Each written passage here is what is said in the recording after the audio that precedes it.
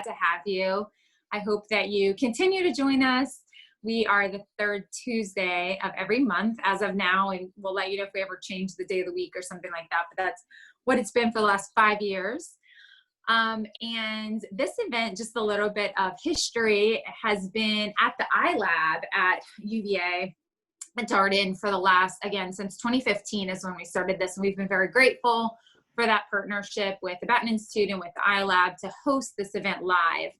And obviously when the pandemic happened, we missed March, but in April, we moved to this virtual platform, and we really searched for a way to be able to conduct this event where it still had the engagement that we had when we were able to have a meet and greet and mingling and networking and whatnot that we had at the iLab. So this platform we're using, Kiko Chat, allows for that, and you'll kind of see there's multiple opportunities for engagement throughout this event, including at the very end, breakout rooms where you can go and speak to the speakers in a more, this is casual to begin with, but a more casual environment, kind of small group or whatever. And unlike regular Zoom, you can kind of go in and out as you please. So, but again, welcome, glad to have you. Just to give you the layout of how today is set up, we begin with what we call an early stage speaker. So someone, you know, anywhere from 0 to a couple of years in business, and they share about their business, and then they have an ask for the audience. And basically what that means is they have some sort of, you know, barrier to growth or question that they've been trying to solve that they want to ask you and get feedback on. And that's just an opportunity to help them come up with ideas to grow their business to the next level. That's always a super fun, I think, part of the day. And then after that, we have what we call the crash and learn speaker. So that's a more seasoned entrepreneur, usually like a 15 to 20 plus year entrepreneur, and they share their crash and learn stories. And so they're kind of like war stories that you don't always hear, you know, in their success profile on their website, just the things that they've learned the hard way through entrepreneurship. And what I've always loved about that segment of the day is it does not matter what industry you're in, you can pick up tips and insights that are very relevant and applicable to the life of an entrepreneur. So always have gotten value out of those. Then after that, what we do is we have announcements. And so we start with our different host organizations, which I'll tell you who they are in a second, and what the announcements are. So we have the host organizations, and then we open up the floor for announcements. But the announcements are anyone hiring, you can state that, or any upcoming events, you can share those. And then we have breakout rooms, as I said, usually last half an hour, where you can go and engage like in a more intimate level with the speakers, or stay in this main room and just chat with each other. So just as far as logistics, I would encourage you to be on mute when you're not talking, simply so that there's no background noise. You have the option on Zoom, obviously, to have speaker view.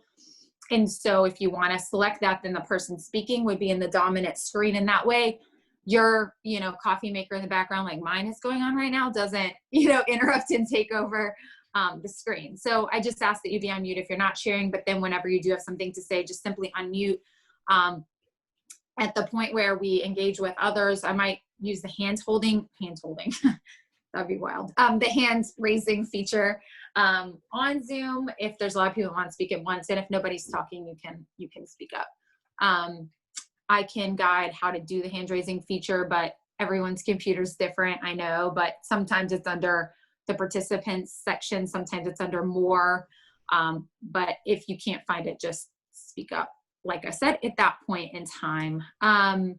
So wanted to give a quick shout out and thank you to our co-hosts, which are, Community Investment Collaborative helps put this together. And then the Small Business Development Center, the SBDC, CBIC, Charlottesville Business Innovation Council. And then we are also hosted by, or sponsored by, the Batten Institute, and of course the iLab is a host as well. I hope I didn't forget anyone. I think that's everyone. So it's a lot of different organizations that come together and make this happen. So we're grateful.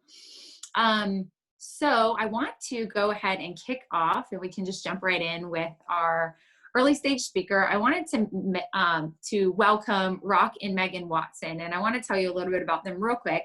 I had the good fortune of meeting them probably a year ago at a CIC event. They are actually graduates of the CIC program, the Community Investment Collaborative Program, which is a phenomenal program you hear a little bit about later. A little bit about their backgrounds. I know a little bit. I know that Megan actually has a background as a social worker previously with Region 10. I think grew up around baking and has a significant talent for it, and word got around. And basically when she wanted to move on from that career, she had some social pressure to start something like this, like what they're doing now, and provide her good services to the community. And then Rock has a background in a military background as well as basketball. I think you were also a teacher at Covenant for a while, but now involved with VABA. And what really stood out to me about this couple is just their heart for the community as well. I know they desire their company to be able to support and maybe have employees in the foster care system, and they are foster parents themselves. Are or have been, and just that heart for the community, I think, is throughout their business. But their company is called Sliced Cake Bar. And so I'm excited to hear them share about their company, and then they'll have an ask for you all to help them grow. So please help me welcome Rock and Megan Watson.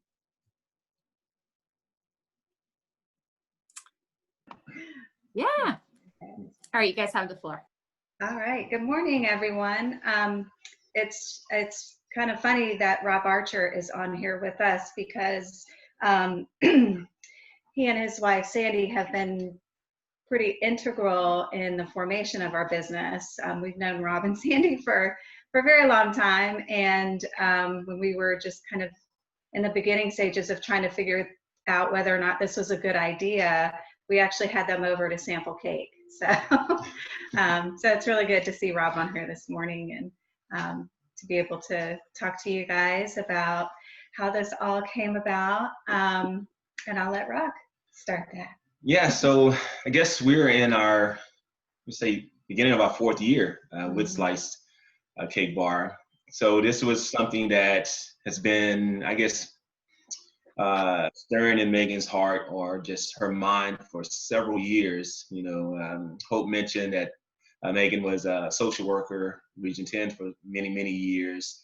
And so she used to bake, cakes for, our family, for several years, our kids' birthdays and things like that. Store bought, it's fine, but it's, it still had a lot of stuff in it. So we wanted to make sure you can do something all natural and it still tastes good. So that's been working. She's would do showers, weddings, and things like that, and would just ask for like a donation instead of like having a price.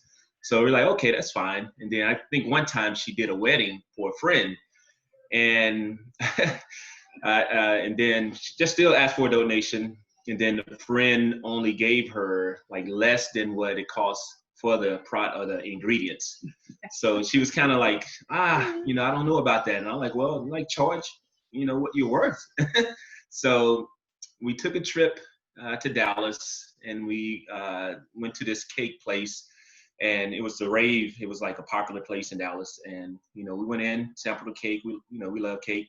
And I was like, oh, wow, like your cake is better than this. Like, what's the fuss about it? And so, then we drove to Texas. So on the way back, she just said, hey, I have an idea.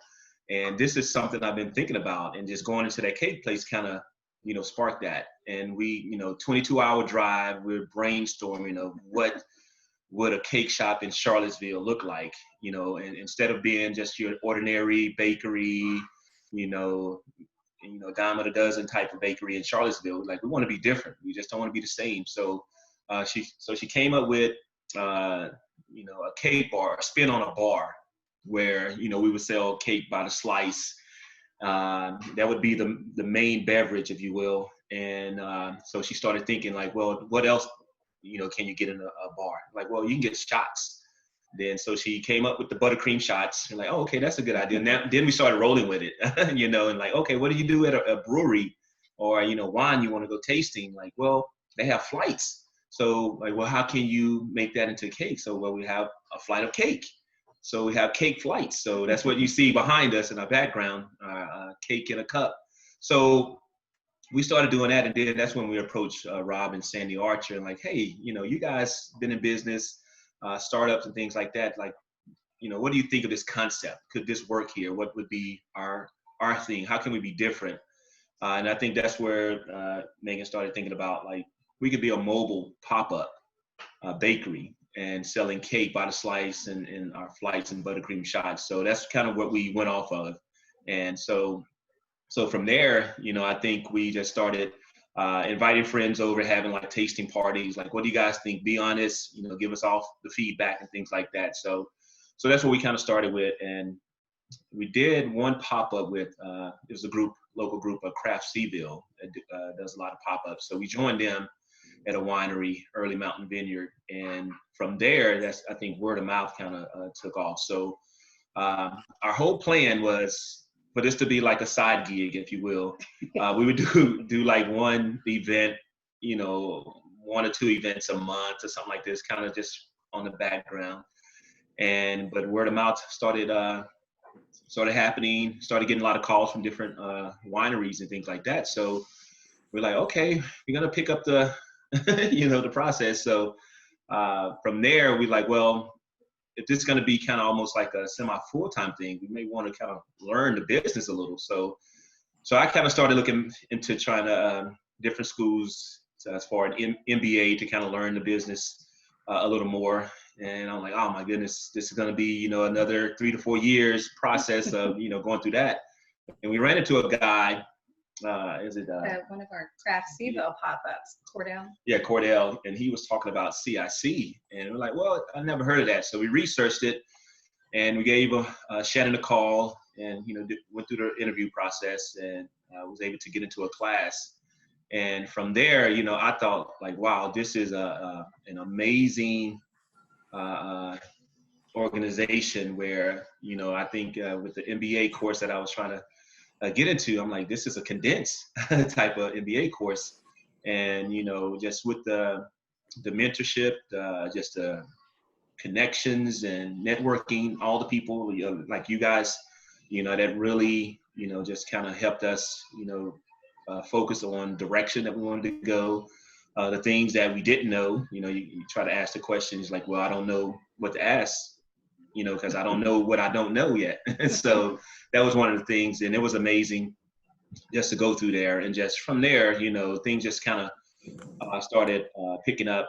And we wanted to be really intentional about, you know, just the process of you know, taking our time, really learning, you know, each phase of our business that we're going through before we just like jump with both feet into the water and just, you know, trying to just keep our head above water. So it's been kind of like, I say a slow process, but it was intentional. But since COVID hit back in March, you know, we were mentioning that we thought we might have to kind of just rebrand, you know, when things kind of settle down, come out. But, you know, we did shift gears to where we were all mobile before to more private orders taken off. And that was a saving grace. And, you know, I guess once April, May, I guess cabin fever kicked in for people like, hey, I need some cake. We need to celebrate something. So that kind of helped us and saved us. So from there, you know, the wedding season kicked in. So a lot of our weddings were canceled. And then the new mini elopements became a thing. So that's kind of like helping us as well. And then like when the schools and colleges are kicking in, we just did yesterday UVA's law orientation. So that was a great opportunity for us to get our feet in the door at UVA, because we're trying to get into there, a lot of different schools. So that's probably the first step for us. So hopefully, you know, word of mouth, and they can pass it around. We can get more events to them as well. So that's kind of where we are now.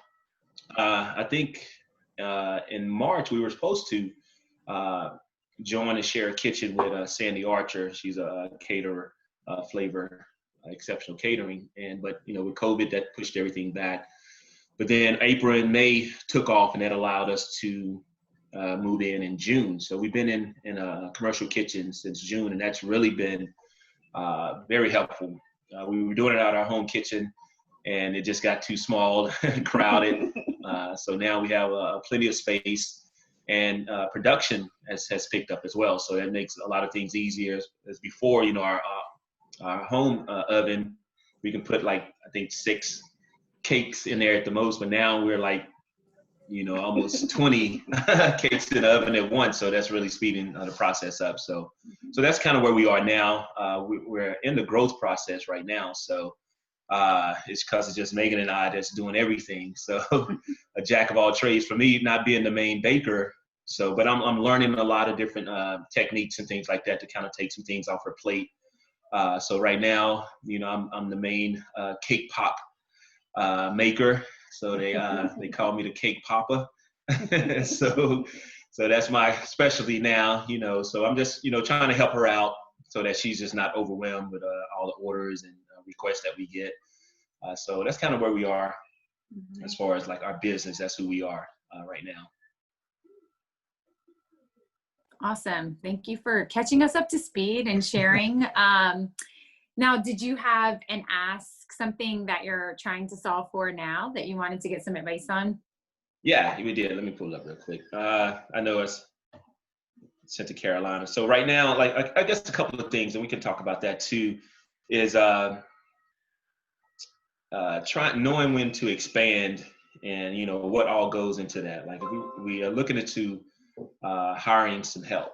So, when do you know when to expand your business? When things, we just don't want to hire okay, we can hire someone now, but we don't have enough hours for them or enough things to do, and you want to make it worth their while as well. As you mentioned, we do want to give back to the community as far as kids in the foster care that is of age, working age, to give them an opportunity. It could be a part-time job like that, or high school age kids that's probably in a culinary field at the different K-Techs and things like that, or even working with some Piedmont students who are looking into things like that. So we're looking to do that right now. I guess I say looking to hiring, if all the jobs that we have is kind of overwhelming, where it's we need to take some things off our plate. So when do you know the proper time to hire someone? So right now, you guys don't have any employees, right? It's the two of you. Yeah. Am I right? So they're wanting to know, as you guys heard, how do you gauge that? How do you know when it's time to hire someone, and you want to be able to keep them and afford to keep them? So who has some insight into how to gauge that?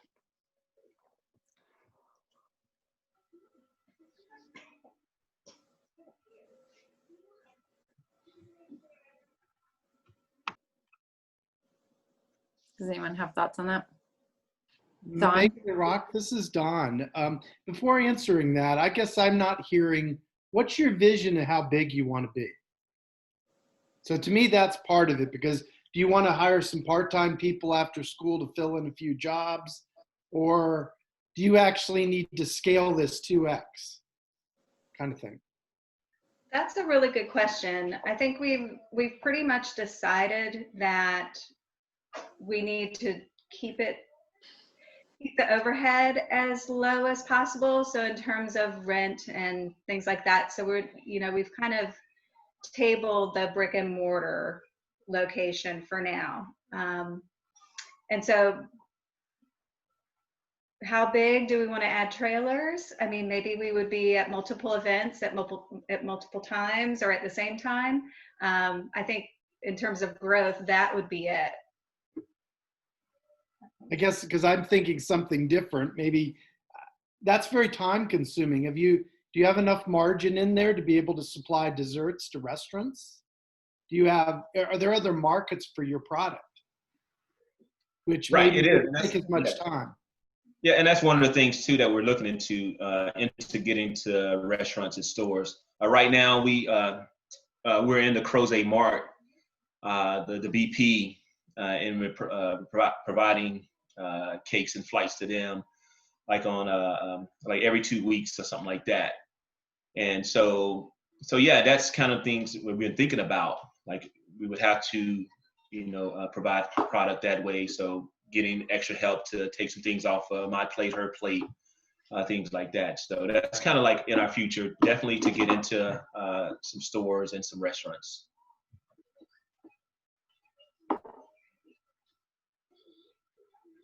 That's good context. Thank you. So I have a question regarding the talent you're looking for. If you had to write down the top 3 jobs you're wanting to delegate, what would the top one be? Would it be supporting you guys? Would it be doing 2 or 3 different tasks? So if you consolidated that and then kind of created pseudo job descriptions of what this would be and then figuring out the priority of that, I think that would certainly help gauge what this would be. And then figuring out the talent pool of it. You'd mentioned high school kids or foster age kids, which is great. That's those. I have not worked with that age level before, and there's nothing wrong with that. It's more of like, are you willing to delegate something that's not sensitive for them to handle in a good way, and then also testing them out, like to see are they reliable, are they able to do this? Because there could be other things that they're much better for than what you're needing. So this could be, you've identified a need right now, but you won't be able to do much and delegate it until you finish fine tuning it. So going back to Don's comment about scaling in operations, like if you really wrestle with this for another month and then you're like, okay, now I have much clearer picture of what I need to do from a talent perspective at that point. One thing that I recommend that you don't do is try to put so many responsibilities into one role. So you want an operations person and a project manager and something else, and it becomes this Frankenstein of a role where it's really difficult to hire to that. So I'd say just start simply and have 1 or 2 core things for them to do, and then kind of see from there. And so, and then also see, I don't know what the market you're trying to aim for, the talent pool that you're trying to recruit for. You could have 100 applicants, you could have 5. You may have to find them specifically. And then this also goes back to, I know I have like these popcorn thoughts. One other thing to consider is that you may also have like this mission that you're trying to do too. So you want to help the foster kids have a job there. And so that is something that you may not, there could be other talent sources you're using, but you want to use them because of something that's near and to your heart. And so there is a different component to be thinking about as far as your mission and what you're trying to do. And so it's like when people buy a product, you plant a tree. That's a mission that you have. This could be something similar to that. All right. Thank you. So I like that mission. If I could just build off that, Gift Breed, congratulations on all your success.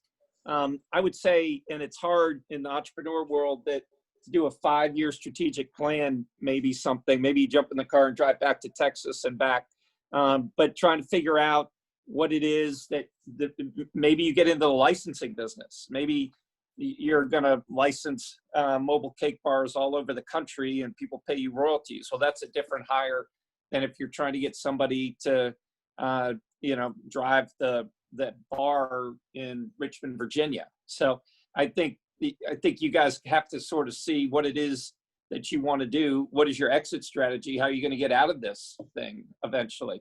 And you start adding people based on the direction that you want to go. But I think you need to sit down and write it out and get with a lot of really smart people who you obviously know, get their insights on what the future might bring instead of just kind of, winging it. So. Yeah, I'd like to echo this Grant Gamble here. Both what Don and Giff have said.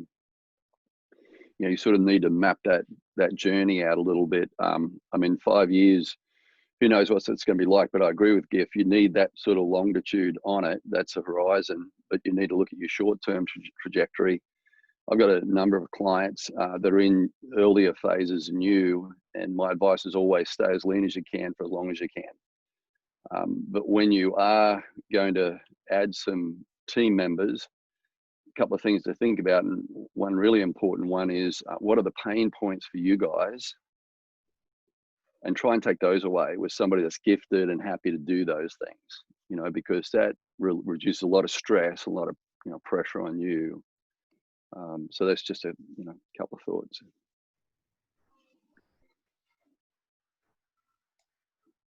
Hey, this is Ellen Martin. Hi, guys. Hi.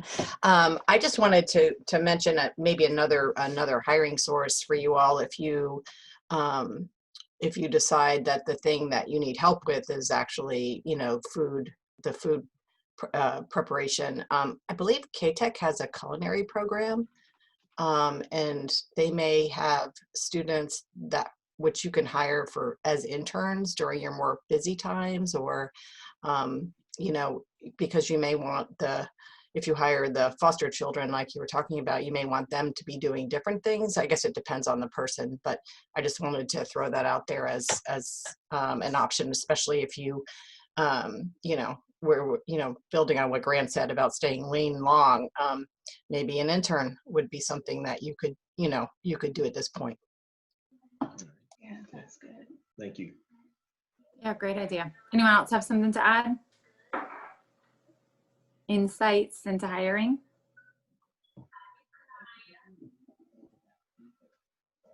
This is Don. Just one more time. I applaud you for your mission. My view would be you need to get a little bit more foundation under you to make the big difference to the foster kids. So don't be too early to jump in with them. Maybe you could almost say, well, let me find somebody that can fill in the voids you need. And whether you pay them $25 an hour or something, make them a 1099 contractor when you need them. So if you can find what you need, when you need them, and maybe you use them, 30 hours a month or whatever, but it fits with them. For now, I really think it is what's been said about what are the pain points to let you think about growing the business and getting to that next stage and get motivated about that next stage and get there. And then I think just don't be too early to hire a full-time an employee that requires you to feel like you got to keep them busy. You need somebody to do the tasks you need. And even if that means pay them a little more per hour, you need what you need so you can grow the business. That'd be my thoughts. Thank you. All right. Well, thank you so much, Megan and Rock. And here's what we can do. If you want to put your email or whatever contact you want in the chat to everyone, then if any of you have any additional ideas or thoughts for Megan and Rock, whether it's related to that or you just want to be in contact with them, their contact information will be on there. And then, of course, they'll be in a breakout room afterwards as well for any afterthoughts. So thank you very much. Well, next, I would love to introduce our Crash and Learn speaker and a little bit about Grant Gamble. So first of all, Grant is a great friend of mine. I just got an email from you, Grant. It must be automated. Literally, as I'm talking about. No, I'm just in two places at once. I'm like distracted. A little bit about Grant. So Grant's originally from Australia and has a long history of owning businesses, helping businesses. I would say one of his biggest strengths is helping turn around businesses. So I believe Grant purchased his first business when he was 23 years old. He was, I think that was a gym, right? I mean, a lot of the experience he's had has been in the fitness industry. So he's owned gyms. He has helped turn around gyms. He's helped grow gyms. He's also been in hospitality, food and beverage, health in general. Some local companies that he's made a big impact on are ACAC. I know you guys are familiar with ACAC, but Grant was with ACAC very early on and helped grow it to what it is today, as well as Seraphic Group, another local company. And then also Grant is a speaker. Grant is an author. And as a matter of fact, I will do a quick plug for Grant. His first book, The Affinity Principle, actually is released on Amazon today. So maybe I'll I'll do a shameless plug for him. But I read it, actually. I got an early copy and read it, and it's great. So you guys can, if you like Grant, you can check out his book on Amazon. I'm sure he'd appreciate it. And I think as of midnight, that was available on Amazon. So author, speaker, etc. And it is definitely a pleasure to have Grant on today. So I would love to give the floor to Grant Gamble. Thank you, Hope. Thanks for that shameless plug. And even if you don't like me, maybe check the book out. So I came to the US in '97, and two of the first people I met were Rob and Sandy Archer. So, you know, funny how the wheels turn, and absolutely love their entrepreneurial spirit. And I'm looking across the forum here, and there's just some amazing people on this call. So just glad to be here with you. So Hope asked me to just give a brief summary of my journey to where I am today, and also talk about a crash and learn that I've had. And I've got a couple of doozies, but I'll share one with you today. So I did start out in the fitness industry. I was actually in the Navy initially, and when I got out of the Navy, I was a little lost. It's great community, you know, the forces.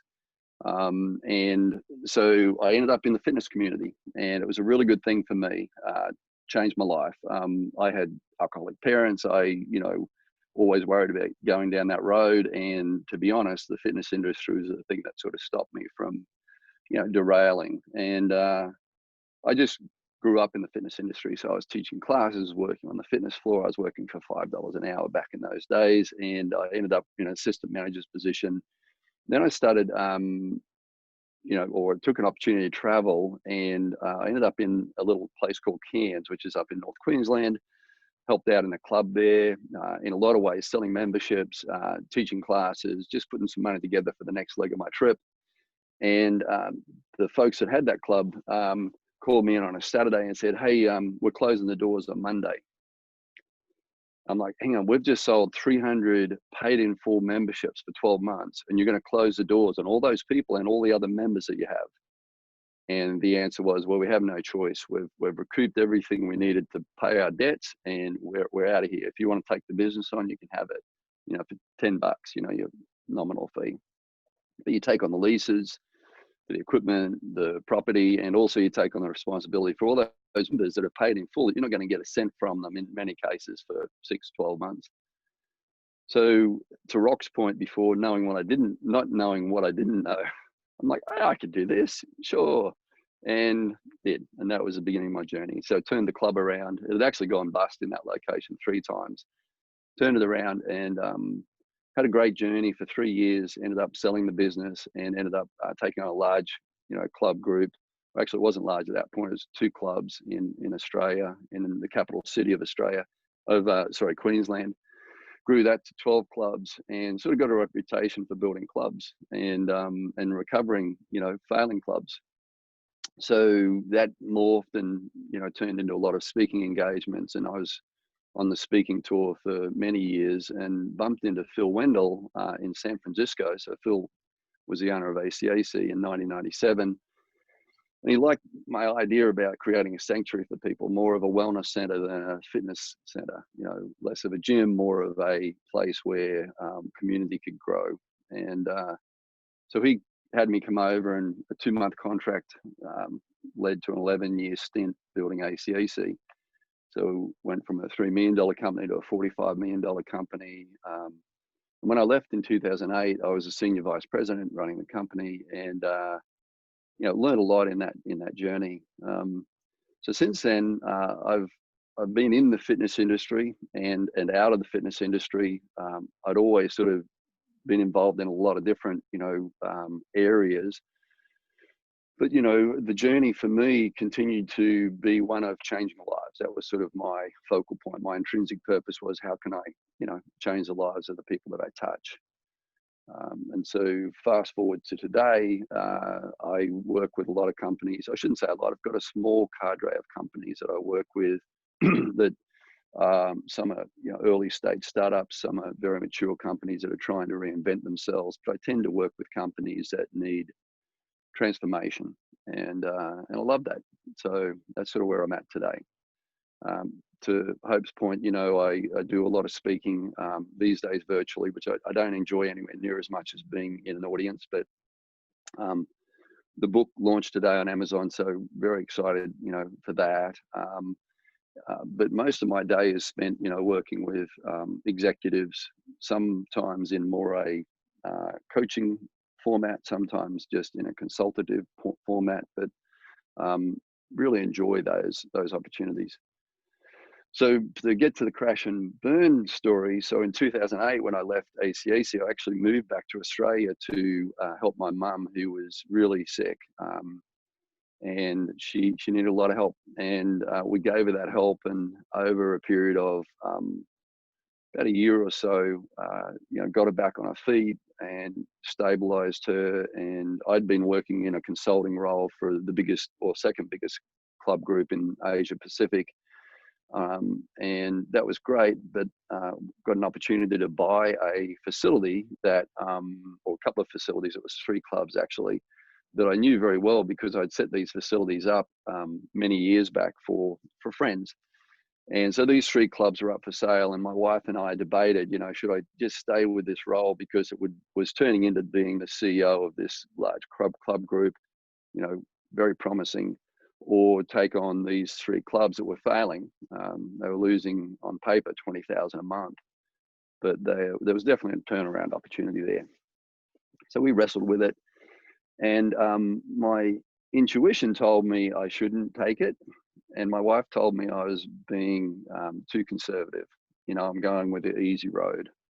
So we agreed we were going to take it on, and we got in there and we did our due diligence. Had our accountant look at it and had an attorney look at it, and everything stacked up. There was, it looked pretty clean. Turns out that the books were cooked, and my instincts were right, and my intuition was right, and it was losing $70,000 a month. So I went from a shortfall of $20,000 to a shortfall of $70,000 day one. So I had not budgeted for an additional $50K loss monthly for an extended period of time. So the decision I had to make, the first learning was, what do I do? Do I just put up my hand and, give in? Do I sue them, sue the owners? Do I stay the course? And I'm not the sort of guy to sue people, but I certainly talked to my attorney about it. What do you think? And he's like, you need really deep pockets for these guys because they were rich. They're very, very well funded, and they could have, really, stretched me out. So the decision was not to go that route, which actually felt better for me. I wasn't going to throw up my white flag, so I said, let's get stuck into it. So it was a huge pivot for me. So it went from, getting this business to thrive to getting this business to survive. And it was an 18-month journey. And some of the learnings there have carried through to today in a way that has been really meaningful to me in the way I'm able to advise my clients that I work with and also inform myself in future decisions. And some of the sorts of things were what I was describing to Rock and Megan before, is to stay lean. I had all these ideas about how we're going to blow this thing up and we're going to do all these wonderful things, but I had to really, hunker down and go, okay, my horizon was just getting to break even. And I was struggling to see that. And another piece of advice is, when you're in that position, it's easy to sort of hunker down and just sort of focus on the spreadsheets and just try and work your way out of it with your head. But to be honest, what was going to win the day was if I led with my heart and using my head. So I got out of my office and poring over the spreadsheets and trying to work out a way to navigate out of this. And I started really engaging not just my team, but the members, and not in a way of, with the members exposing our vulnerability, because in the fitness industry, that's a problem, like if you put your hand up and say we're in trouble, people go, oh, hey, I'm not joining there, So it was really a delicate dance. But one of the key things that I learned was just being really transparent as much as possible with as many of the stakeholders as possible. And so, I did explain to the members that, it's going to be a journey for us, and we've got a lot of work to do. And with the team members, communicated with them very regularly and consistently. With people like the landlords and our vendors, those are really tough conversations, but they're open book conversations. And to be honest, in keeping those clubs afloat and finally getting them to break even and then getting them to be profitable, the key was in those conversations with stakeholders. And, it's sometimes, our response is to crawl into a hole and say, okay, I'm just going to pretend this is not happening, or not, divulge the extent of the trouble. But to be quite honest, the landlords were both seasoned landlords. They were both considered tough landlords in that market.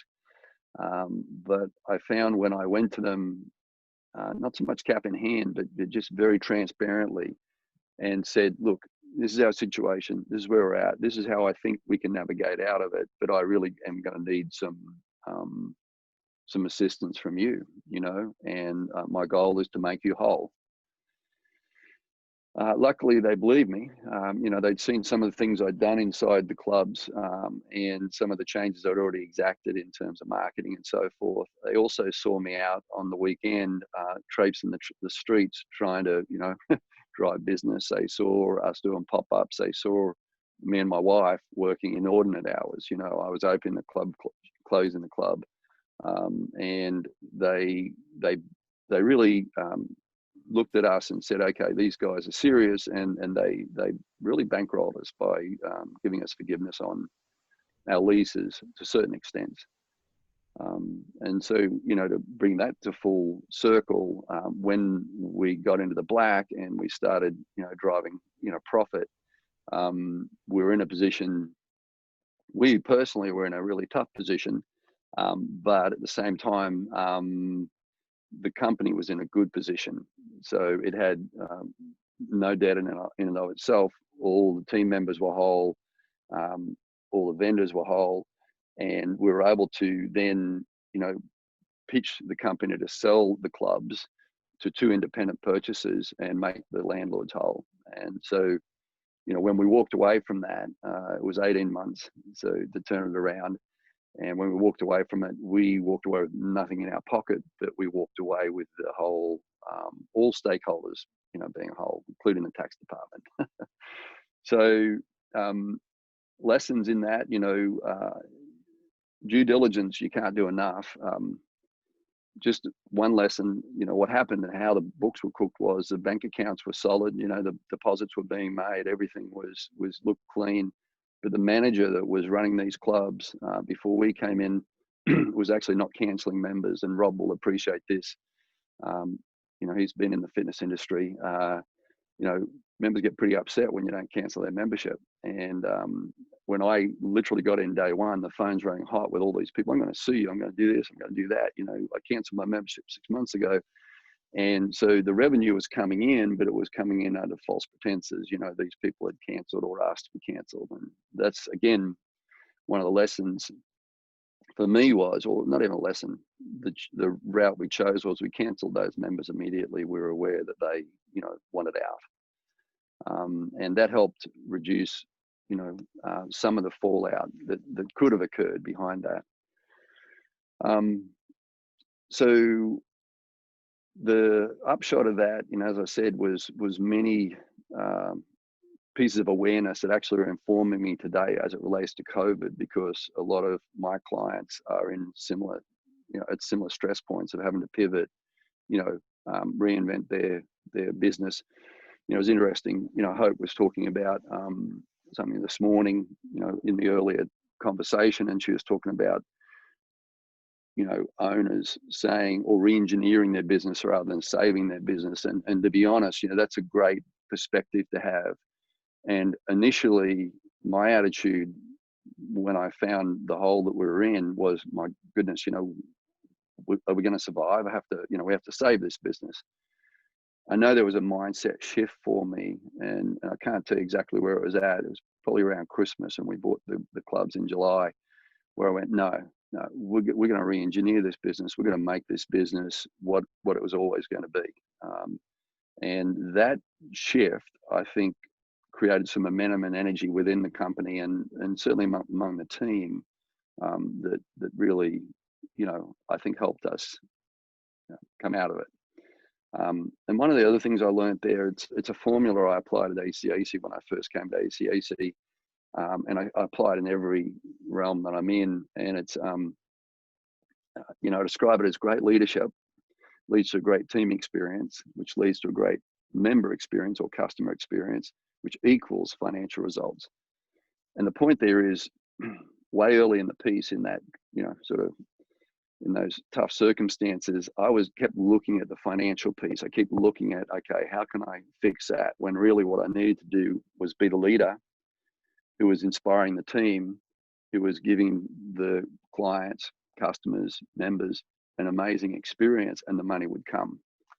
And having that trust is really hard when, you now got a third mortgage, your credit cards are maxed out, and, you're putting everything into this, hours and energy and money, and you've got nothing left. And it's hard to not get stuck on that bottom line.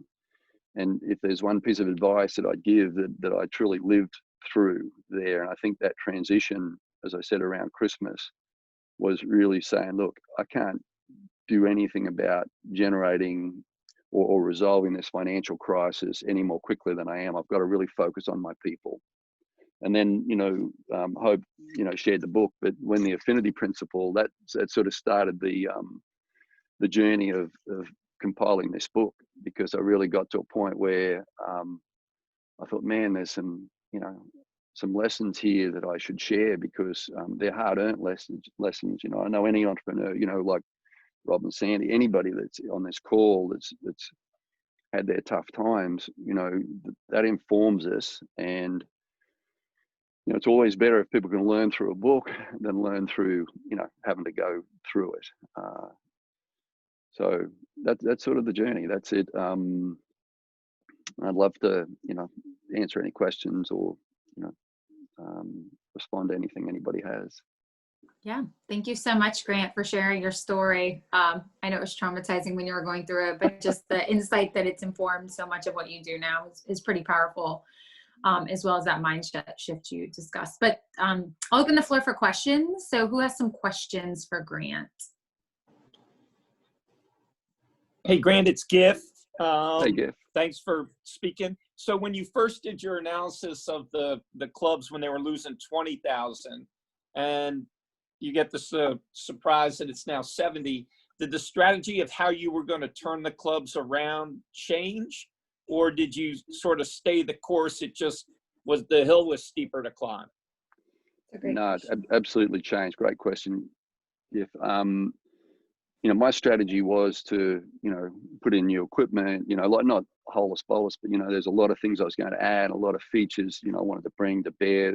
There was a Japanese day spa in one of the clubs, beautiful, but it really needed a refurb and so on. And I had contractors lined up, a lot of times I've done stuff myself in, early stage. I was at a point financially where I felt like I could do all that, but it really brought me back to my early days, where instead of bringing contractors in and, getting this stuff done, very quickly, I had to take a lot of that on myself, and rely on, extending the team's responsibilities. So there was a big shift. I wished, the original plan looked really good on paper, but, it just wasn't going to float. And that was a conclusion I came to pretty quickly. I also didn't hire several of the people I'd intended to hire, marketing director, a new sales director, different people I had even lined up, ready for jobs. And that was tough. Those were tough conversations to have with people. Luckily, people hadn't left their jobs. I'd encouraged them not to until we got up.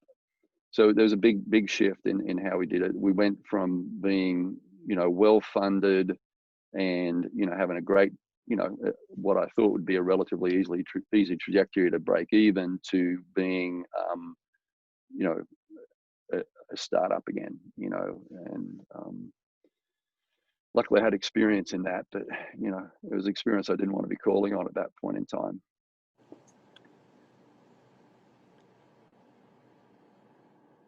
And not to hog the questions, but if I can ask a follow-up, just in a situation like that, do you find that the talents of an entrepreneur to maybe make it rain versus do the math may not always live in the same body?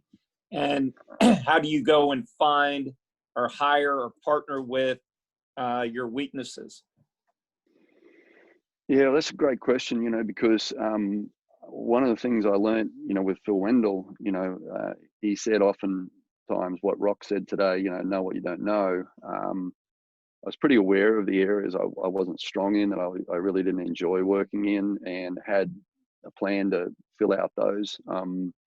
And, in that circumstance, as I said, if it was as I originally envisaged, I was going to hire the talent around me that would complement me. And that's sort of the key to building a great team. I had to stretch people. I had to, have people like my wife, for example, became our marketing director, and she had some experience, in the Adobe suite, but limited. And she really was more an artist than a graphic designer. And so she had to literally transform overnight into our marketing director, graphic designer, everything else. What happens when you do that to people is that you do often pull them out of their comfort zone or stretch them in ways that stress them. And so as the entrepreneur who, has this vision for this company, I had to, sort of constantly pull back and just be present for my people, and not just my wife, who I had to live with as well. But I had to be present for the people that I was asking to do stuff that was outside their comfort zone. If anybody gets hold of the affinity principle, you'll see a thing called flow that I reference, and it's a pretty well-known concept. But what I'm always looking for is to get people into that space where they're in their sweet spot. They're challenged, but they're not stressed. I was constantly pulling people out of their sweet spot, and that was not great. So, I hope that answers your question. No, yeah, that's great. I did just a lot of times are, as you know, so many balls in the air. Half your day is I'm going to work the plan. The other half is putting your fireman's hat on. And so again, a lot of times it's hard to do both. I think the good news there, if it was, the plan sort of fell apart pretty quickly. So, there wasn't much of a plan to follow. Now I did redraft everything, and, and it looked really bad. And I thought, man, I can't focus on this. I've got to focus on the people, because if I don't focus on the people, I can focus on this plan all day long, but it's not going to change. Paper's not going to change till we shift the momentum. So it was a valuable lesson for me and you asked the question, I didn't answer it very well, the entrepreneurial hat versus, sort of the you call it the financial hat. I really had to let the financial hat go. And that's never been my happy place anyway. My happy place is always with the people and the more entrepreneurial spirit of things. So that came relatively easily, but normally I would have had that financial hat on, big time through that period. And I did, in terms of managing cash flow and, distribution of money and getting loans and all that sort of stuff. I still did that. But again, I really shifted to that, what I call the left-hand side of the equation, leadership, team, people, members, and then, the financial piece had to solve itself in a way. Yeah.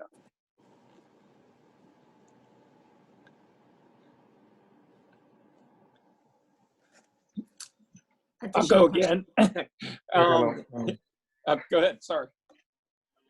Yeah, hi. This is Mbugwa. Thanks for sharing your story. I'm curious, when you turned black, presumably that means break even and profit. Did this mean you had reduced your costs enough, or was it more paying customers? And if it's more paying customers, what brought the black? It's a great question. The truth is, what I did immediately was reduce my costs down to, the leanest, space I could be in. And one of the ways I did that, I actually closed one of the sites, which we had already thought we would close that site. There was 3 sites. And so I closed down one of the sites, and the lease was up. It was timely. It wasn't in a great location. It was the redheaded stepchild. So that helped reduce costs. I didn't cut any salaries of anybody, but I didn't hire anybody new. And there was a couple of people that left just through, the transition, and I let those people go. The only person I actually fired was the manager who was cooking the books. So I leaned out as much as possible. I was careful for that not to be transparent to the membership, not, purely because I didn't want them thinking, oh my goodness, this guy's cutting corners and, whatever. So for example, we had at one of the locations had a really nice breakfast bar in the morning, and it was free to members, and we kept it. And as much as it hurt me every month writing those checks, and trying to, add to the credit card bills to fund that, we kept those things in place. And so we leaned out as much as possible, as much as we could without it sending up warning signals to anybody or feeling like we were cheapening what was, originally a really, really good product back when it was originally built, but it had, devolved, and we wanted to get it back to where it was initially. And then we drove revenue. To be honest, that's always been my gift. It's always been growing businesses. The cost cutting, leaning out of businesses has not been the area that I'm drawn to. So I just really got hard into marketing those clubs and building the momentum in those clubs. One other thing I didn't tell everybody, I'll share it quickly because it's an important learning point. When we open the doors, all of these calls are coming in and we're like, okay, can it get worse? Well, it did, because the city that regulated one of the biggest clubs, the main club, changed all the metered parking around us. So we had 10 designated parking spaces, but we had 170 spaces surrounding the club that were free all day. And so we had plenty of parking for what we did. But the month after, this is August, the city changed all the designated parking spaces, and we went down to less than 20 free spaces, and they were the more remote spaces, and it was all now paid parking. And it was, I think it was $2 an hour or $4 an hour, but it was another hurdle that came up. Again, my due diligence didn't uncover that. The landlord insisted he knew nothing about it. I actually believe he did, but he wouldn't admit that. And so if you're going into a location, and Rob will tell you this from the real estate standpoint, try and find out if there's anything happening with zoning or any sort of changes that are afoot, because I probably could have got that information if I had have, dug into it. It's just not something I'd ever had happen before. I didn't envisage, but it was a great learning point. So anyway, but to finalize the question there, we grew the membership significantly at both locations, consolidating two clubs into one because they were both in the same area. They are overlapping. Made a lot of sense. We really ended up sort of transforming the business into a healthy business again. And as we started to get into the black, we started to ease up on leaning out and filling out the team. But to be honest, my wife and I were absolutely worn out. We didn't have the finances really to take the clubs to the next level because we tapped everything we had. So we decided to exit at that point. All right, thank you. That's great. Yep. I have time for one, maybe two more questions. Does anyone else have any? I'll go again. Sorry. Grant, you mentioned about the people over and over again. Generally, my experiences in situations like that, those folks are battered, bruised. The good ones have probably jumped off the sinking ship. What was the secret sauce to inspiring those people to pick up the torch and run?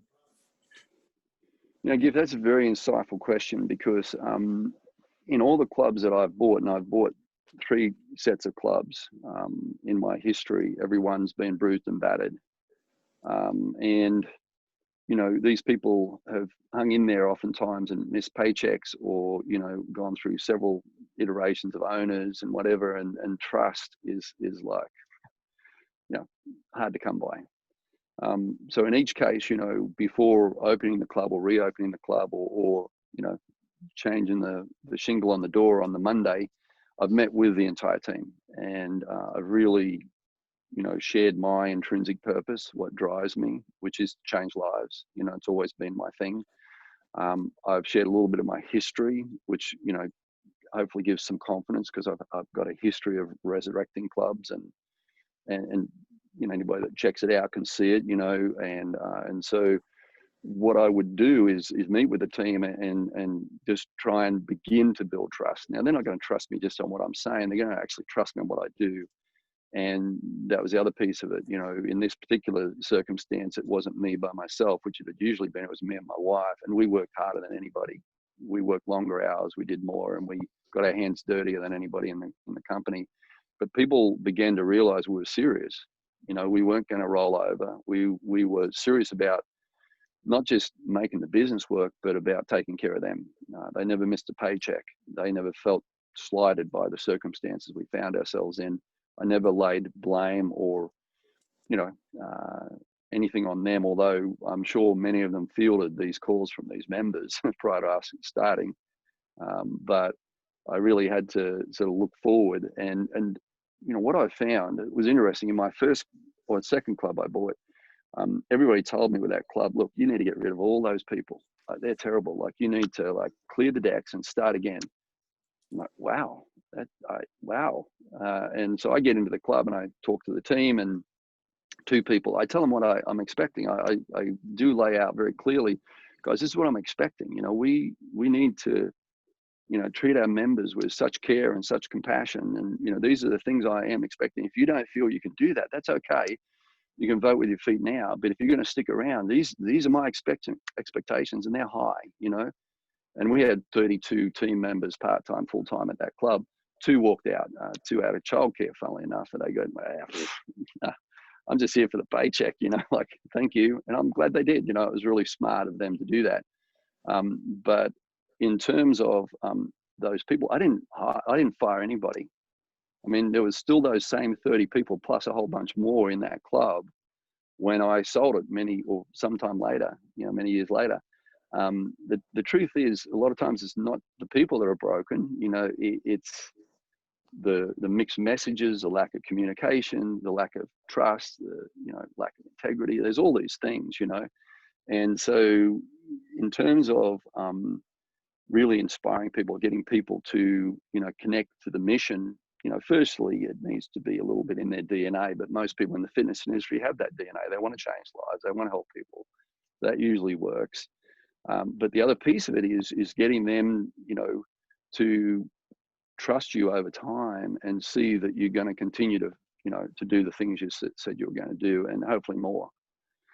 And I've made so many mistakes. You know, there's times when I don't feel I've been the leader I should have been, or the, you know, the mentor, or the benchmark, you know, that I set wasn't what I should have set. But I do know, and this is again another lesson Phil Wendell taught to me, when you look at someone's motivation and when you feel into their motivation, my motivation was always good. My motivation at the core was really to transform companies and help these people the best that they can be. And if that is your motivation, people feel that and they hear that, and that's worked for me. So hopefully that helps. Thank you for all of your great questions, Gift, by the way. Hey, Rob. So I keep calling you out, man. I know, Oh, Rob's man, got I love it. a lot of I shout-outs, love it. man. You know I love it. Grant's one of my favorites. Rock and Megan. You guys, I can eat cake and read your book all day long, baby. Yeah. So glad to have you. I love seeing former, you know, Rob's been a Crash and Learn speaker. Peter McFerrin was on here earlier. He's a former Crash and Learn speaker, but so glad to have you guys back, by the way. Anytime, Rob, it's always open. You say that now. Yeah. All right. If anyone has a question you really want to ask Grant, we'll do it. But otherwise, we'll move on to announcements. And Grant will be in a breakout room, so you guys can still go chat with him a little bit after this. So let's go ahead and move on, and then I'll explain how to get to the breakout rooms, and you guys can keep rolling. Grant, in the meantime, if you want to throw any contact information up that you want on the chat to everyone, and then if you also want to put the link to your book in the Amazon link, by all means, you can do that as well. And I have no problem with that. So So yeah, I'll grab it. It's beautiful too, actually. I don't know if the electronic one is, but the physical one is. Okay. So let's see. Next, we're going to move into announcements. And so just as a reminder, what this is you can announce any upcoming events that you or your organization has going on. And if you're hiring, we always want to open up this platform for people to kind of know what's around. So I'm going to start with our event hosts, and then I'll open the floor to all of the rest of you. So I know Carolina's on here with CIC. Carolina, would you like to go ahead and start with any announcements? Sure. Thanks, Hope. Hi, everyone. Good morning. My name is Carolina, representing the Community Investment Collaborative. And I just have two announcements. The first one is about the Minority Business Month. That's an event put by the city of Charlottesville, but we are helping them this time with, we're doing a panel of COVID lessons learned, and a lot of our CIC entrepreneurs will be involved in that. So we're hoping also to put another panel, but we're finalizing the panelists. So for now, there's one confirmed, and this will be part of the Minority Business Month. I do not have more information on that, but I just want to mention this so you guys are in the lookout for these events, and they are coming in September. It will be throughout the month, but the CIC panel will be the 9th. It's a Wednesday. And of course, we will promote it in our platforms. And the second announcement is that, CIC is currently providing, or I guess, giving out a lot of grants, and this grant money is coming from the CARES Act, so that localities receive from the federal government, and CIC is processing all of those. So I just want to let you know that it is likely that a second round for a lot of the localities will be open or will be opening soon. So just keep an eye on the CIC website, and I'm happy to post it here for all of this second round of grants coming out. Of course, I'm sure the localities themselves will promote it, but we at CIC organize it in a very neat way, so you can read and have all the access to the information. So I'll post that there. But yeah, just keep an eye for all small businesses and not so small businesses, I guess. So those are my two announcements. And if you have questions, I can also leave my email for that. That's all. Go ahead and throw up any relevant information on the chat, Carolina. Sounds great. Yeah. Thank you. And also thank you for engaging Rock and Megan. You're always great with helping find early stage speakers. So I appreciate it. Sure. Happy to. I'm glad that they spoke today, as well as Grant, of course. Yep, absolutely. Okay. Is there anyone on here from the SBDC? I know usually we have Rebecca or Linda on, but I'm not sure if I saw either. So anyone, my words are getting jumbled today. Anyone from the SBDC on? Okay. I will just put a plug in for them. The Small Business Development Center, their website is CV for Central Virginia, cvsbdc.org, I believe. Okay, cool. They do a lot to support the community, small businesses, a lot of just free resources, different events that they have. So check out their website. Great organization. And then I know David Tuvey is here on behalf of Baton Institute and iLab. So David, if you'd like to have the floor. Greetings. I'm not a morning person. However, here I am. I'm here with this morning's weather report. It appears to be sunny and clear in Central Virginia. So I have a sense that today may be a good day to get outside and get some fresh air for those of you that may have been spending a little too much time inside over the past few weeks. My name's Dave with the Baton Institute at the University of Virginia Darden School of Business. Technically, that was not the correct way to say it. I'm supposed to say the University of Virginia Darden School of Business, Baton Institute, but that confuses people, I think, from time to time. Now, we don't really have any heads up announcements except for one. The applications for the Catalyst Accelerator program will be due, or the deadline is August 28th, 11:59 p.m. Eastern Standard Time. You can find more information about the program at 434.co. I'll put that in the chat. It's just our area code .co. This is a program that provides high potential startups in the region with $20,000 in grant support, annoying check-ins on a regular basis with me, support from local and national founders and industry types, workspace, and other resources. Again, that's 434.co. I'll put the link to the Batten Institute as well, because we run a number of programs, most more university facing, but some community facing.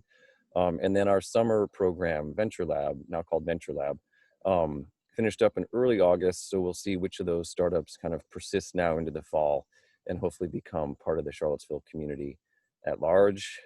Just as a heads up, our usual home for entrepreneurs in espresso, the WL Linesbar on the Third Innovation Lab, see how quickly I can do that, on Nash Drive, will most likely not be open to the general public for the near future, given it is on grounds and sort of the rules and bylaws at UVA.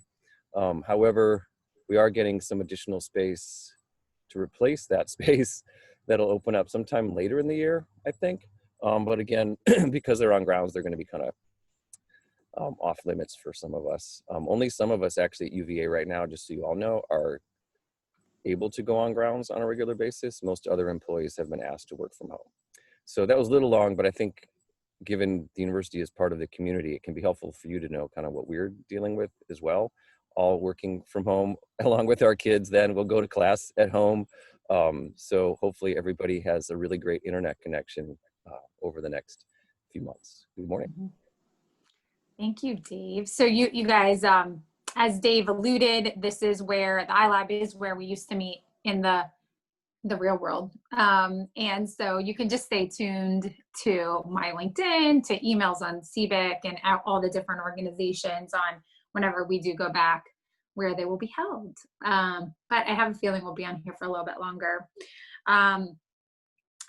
I will speak on behalf of CBIC, and then if Craig or India want to chime in for anything I might have forgotten, I'll let you guys back me up. But Charlottesville Business Innovation Council, CBIC, is one of the organizations I'm on the board of. And so just wanted to let you guys know that our annual gala is coming up on September 10th. And it is a big event, has been obviously in person in the past, is going to be virtual this year. And the registrations are available, and just really encourage you to register your watch party. So right on the registration form, you can register your watch party, and then there's a chance to win prizes, food order coming online this Friday. We're actually utilizing Harvest Moon Catering for that. And so award sponsorships are also still available. And you can contact Tracy Green for any additional details, or you can message me and I can get questions through. Delivery service is available for food and whatnot. And also wanted to let you know, in conjunction with that, that anyone that has a startup that wants to be on Innovators Row, those applications are available. We have a really cool setup for participants to be able to engage with each startup, kind of innovation oriented companies. And so it's totally free. We actually waived whatever fees associated with that. So it's free to be an innovator this year. And the deadline is Friday for you to apply to be on Innovators Row for that gala event. And any information, and I can throw this in the chat, is cvillinnovation.org/awards. And then you'll go to Innovators Row to then be able to apply. And if you have any questions, feel free to ask me. Let's see. Anything else, Craig or India, related to CBIC that you guys want to announce? No, I think that pretty much covers it. Thanks, Hope. Okay. Thanks, I just want to say, Hope, that was great.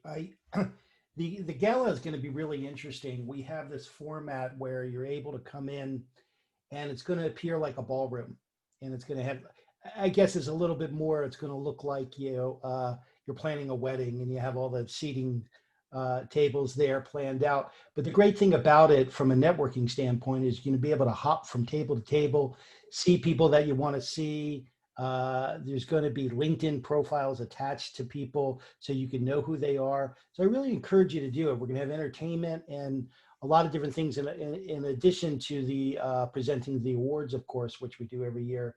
But it's interesting that I see this almost like the networking event of the year, because it's going to be a lot of people that actually a lot smoother than we do with this thing, frankly, where we have the breakout rooms. This is something where you can literally identify a table, see who's there, click, you're right at the table, and move around like you're moving around a party. So I think it's going to be a really interesting event. So I encourage everybody to sign up, and I encourage others to sign up as well. Craig, thank you so much. Oh, go ahead, Dave. Entertaining quote from, he said wedding, it's going to be like the wedding. That makes me think of my own wedding. Entertaining quote, in the middle of the night while everybody's just sort of hanging out, my mom comes out in a robe and announces, "Your grandmother's been robbed."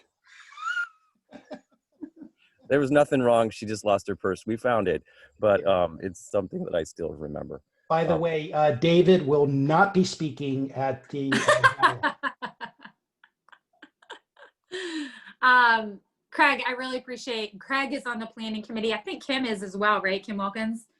But I really appreciate you, Craig, giving more color to what the event's actually going to be like. I am not on the planning committee, so my promotion was not near as good as your promotion. So thank you for backing me there.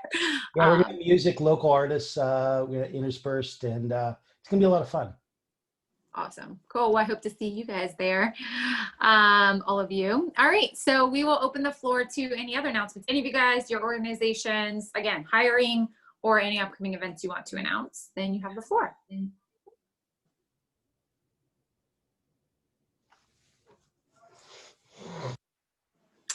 Surely hiring. So while I'm not allowed to speak at the gala, so if you're outside of the Charlottesville area or Charlottesville, I believe, and I don't know if they've formally started yet, I believe there was a grant provided to the SBDC as well as UVA Career Center, which will be supporting interns working with small businesses in the rural parts of the region. Once we get more information on that, I'll share it, but I think there will be the opportunity for some interns to work with local companies throughout this upcoming academic year, which I know will be a unique academic year, but remote internship opportunities probably will be emerging. And in that case, the interns are supported by the program. So the companies may have a match, but in part or in whole, the interns would be provided through a grant program. Awesome. I have some opportunities, I think, coming up in marketing for a couple of different early stage companies. So if anyone has a marketing background, I think one is going to be in the health arena and the other maybe in food and beverage. You can message me or send great people, great talented people my way on LinkedIn. Hope McCutcheon is my name on there. But anyone else hiring or announcements? Last call.